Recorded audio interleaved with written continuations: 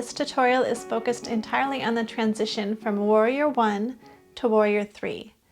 Now, if you have any concerns with these yummy muscles below the belt with all your pelvic floor muscles, this might actually help you. It's a little bit intense, but if your doctor approves it, I highly recommend trying because it builds strength and stretches your muscles as well.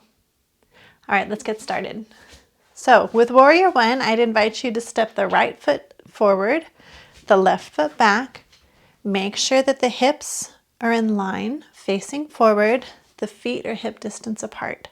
Now, if you have knee pain or problems with the knees, you'll just stay here without coming into the lunge, and that's fine. So in that case, you'd push your feet into the ground, push them away from each other to help you engage the muscles of the pelvic floor. So with knee pain, hips are forward, legs are staying here.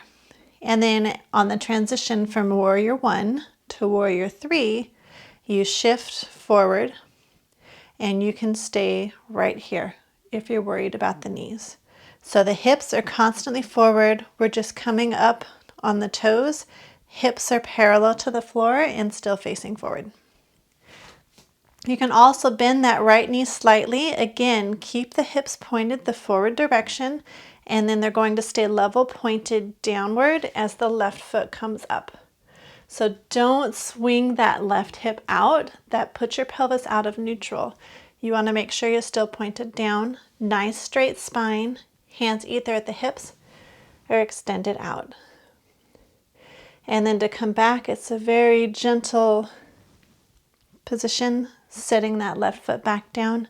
Again, the hips constantly pointed forward, or if you're bringing that left leg up, they're pointed to the ground. Now, if your knees don't bother you, you have the option of lunging. So with Warrior 1, again, always hips point forward, right knee is above the ankle, and that left knee is in line with those left toes. So you can lunge as deep as you want, although if we're doing this transition, chances are you don't want a super deep lunge. Depends on how much of a challenge you want today. All right, feet are hip distance apart. I'm coming into my lunge. Here's my Warrior 1. Check in with the hips. Make sure the left hip's forward, right hip is back. Arms can be at the hips or up, or even in cactus if that's more available to your shoulders. And then for the transition, we gradually bring that left foot forward onto the toes. The weight is shifting to the right leg, and then we lift up, coming forward. Super important to protect your pelvic floor. The back is straight, meaning a natural curve. You're not arching.